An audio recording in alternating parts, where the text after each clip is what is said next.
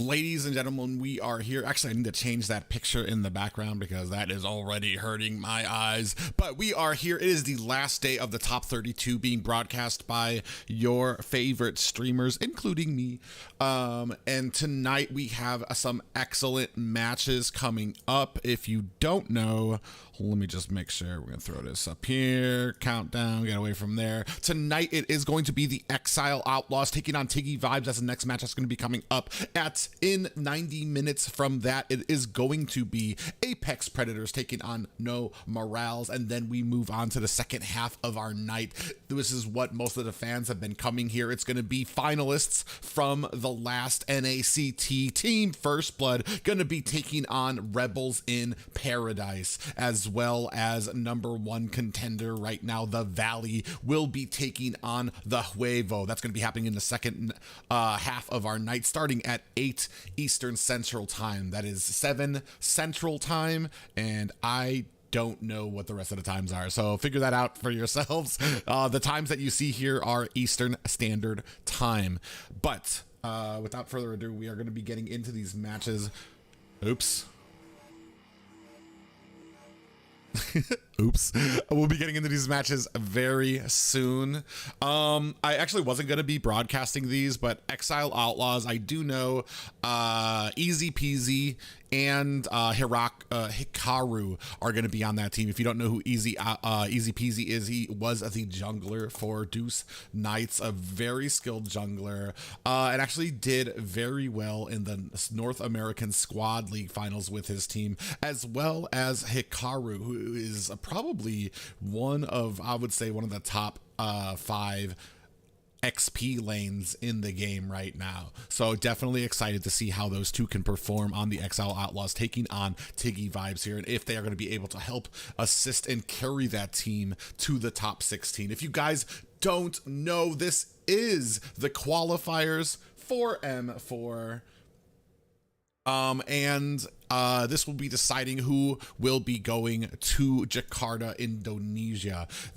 The finals of this event are going to be broadcast in Las Vegas, live from the E-Star Studios there. So we are all excited about that, as well as next week, the top 16 beginning our professionally hosted, professionally produced content coming live from E-Star Studios as well. So it's going to be a big event, and most of North America is super hype about this right now. So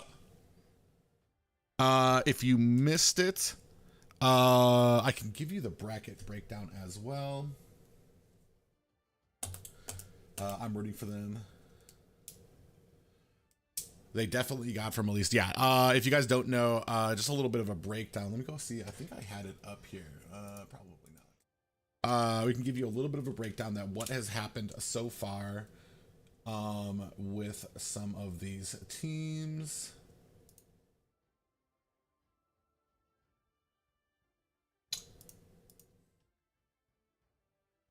So far, what we have.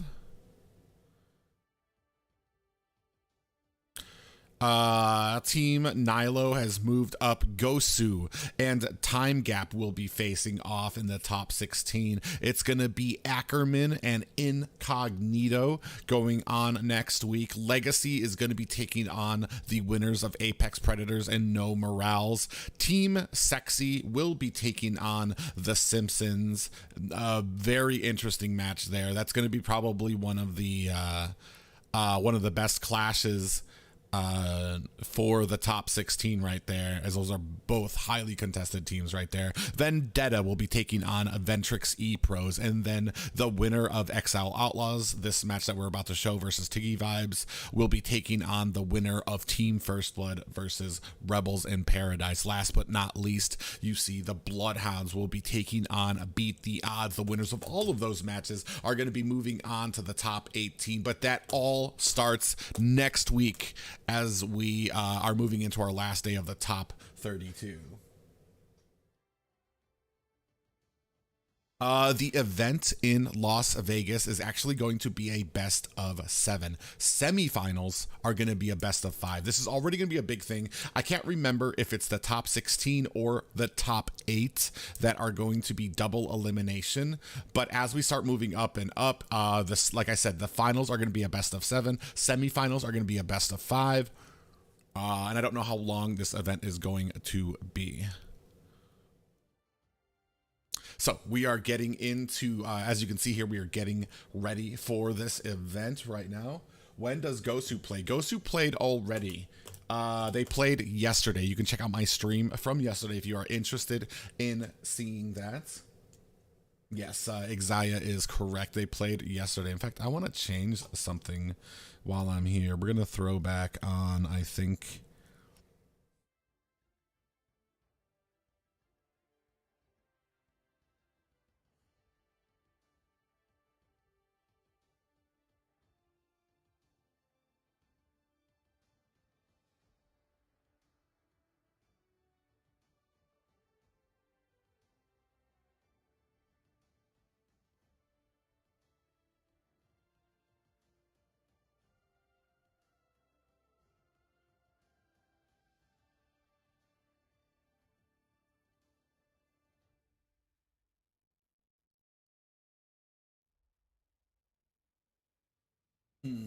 I need to find the broom background that I was using.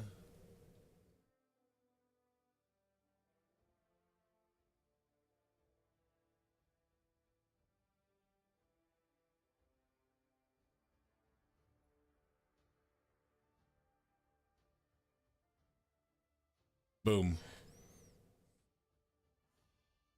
Okay, I think we're good now. Yeah, unfortunately that the royal background that I originally had was kind of looking a little odd, so we're gonna go ahead and change that.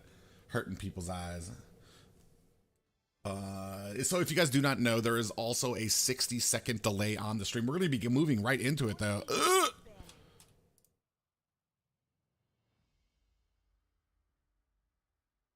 me a second. All right, blue stacks, don't fail me now.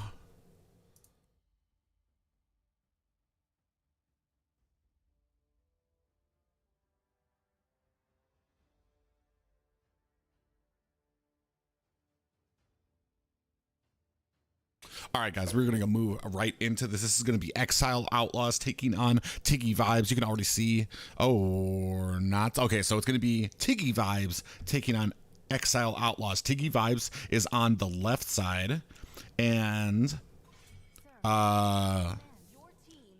Exile Outlaws will be on the right. You can see Hikaru there as well as Easy Peasy, members of the Deuce Knights. They just clashed during the squad league. Two very good players here. Don't have a lot of information on some of the rest of them. I do recognize Rose and Cloud though, so we're gonna see if they can kind of keep up with the rest of the team here. Starting things off, we're gonna go ahead with a Fanny ban.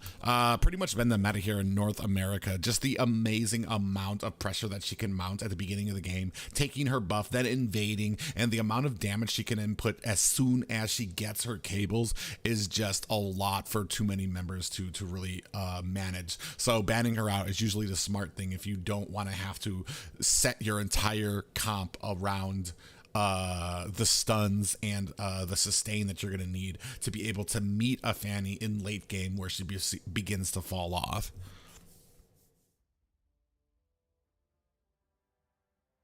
We are also seeing the Valentina ban come up from the side of Exile Outlaws.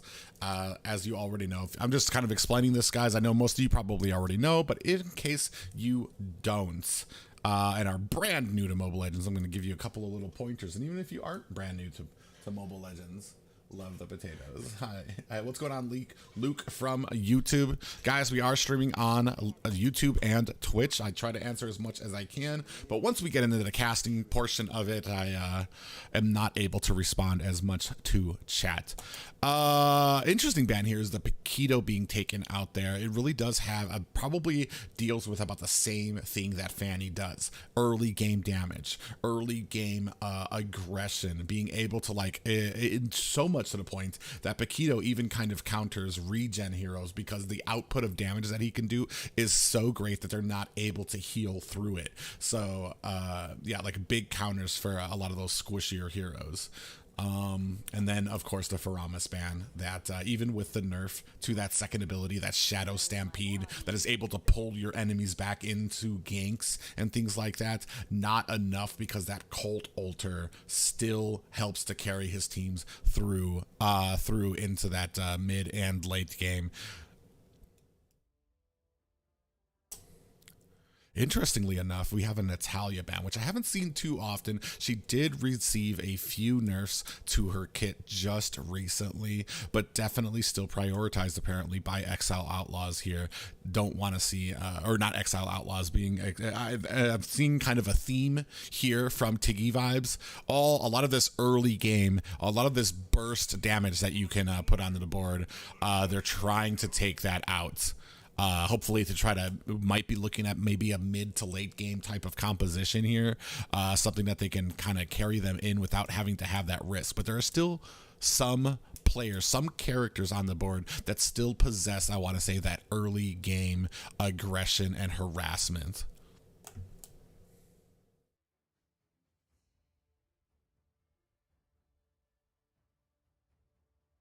No way you still have that screenshot of that face I made? Yes, I do. It's still on my computer.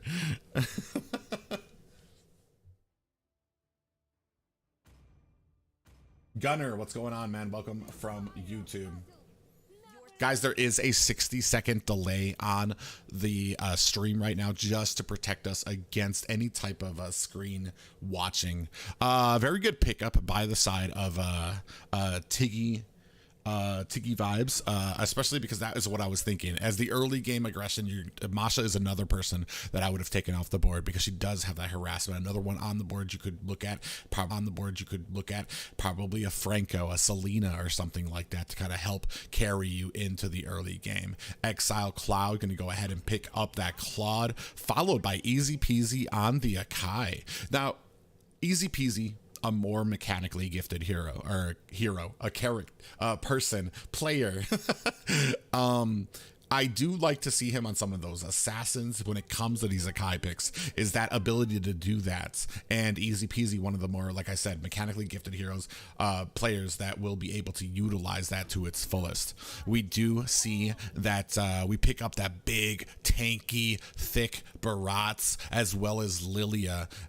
So we're probably going to be wanting to see some type of burst to help carry the rest of Exile Outlaws into this early game, because once Barat starts getting those stacks, it's going to be very hard to bring him down if you don't have the magic damage in the early game, because he is susceptible to magic damage, doesn't have any defensive on his own stats, just like Grok.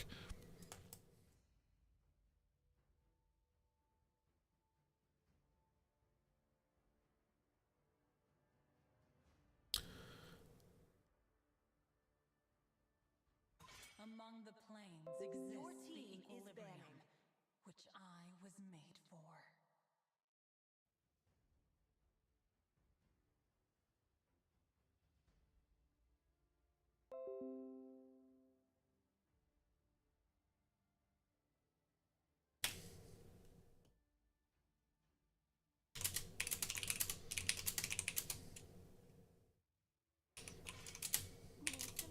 Your team is banned.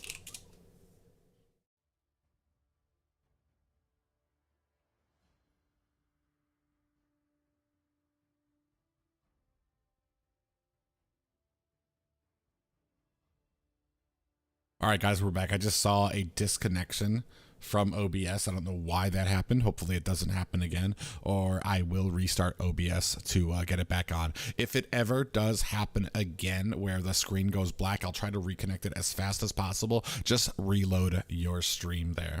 On the side of Exile Outlaws, you see that they go ahead with that strategical pickup of Esmeralda, and while banning the Dairoth, her ultimate counter for that. So I do like that as well. A ban on Melissa, which is actually very interesting. interesting. Perhaps just because it is actually a decent counter for the Esmeralda, for the Akai when they're trying to come in to use their ultimates, whether it's the heavy spin or that falling star moon. So, I mean, but I just don't see it often enough to really think it's too big of a problem. Obviously, Exile Outlaws think differently.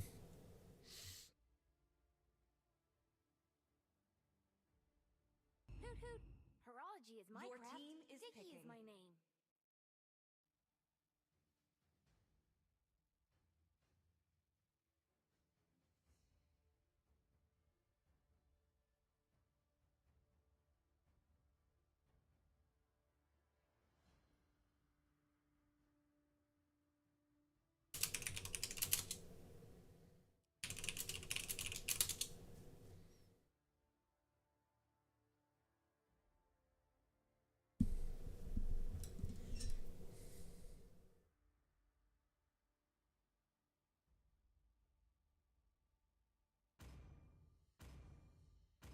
Good morning, Pelwing.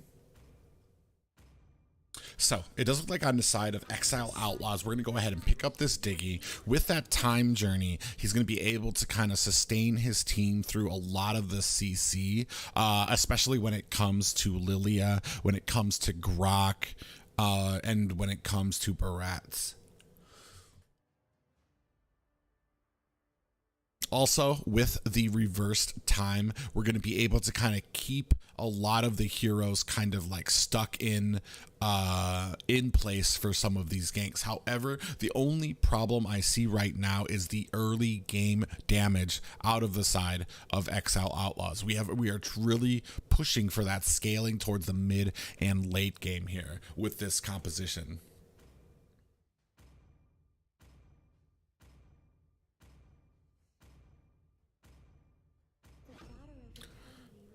A good pickup here by Panda as well.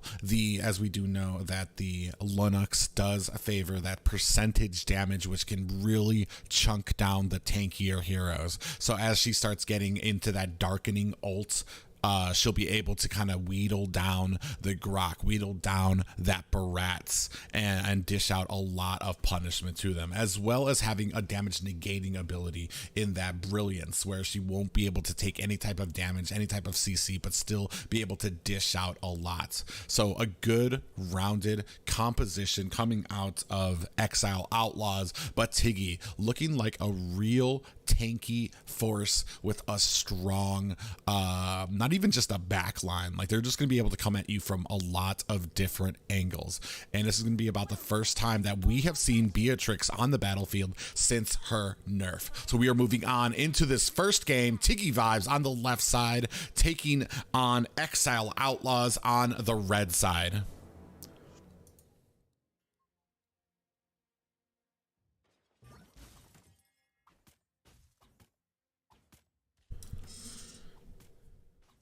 Ooh, look at the Masha all the way in the back lane with this Grok. These big bullies just inside.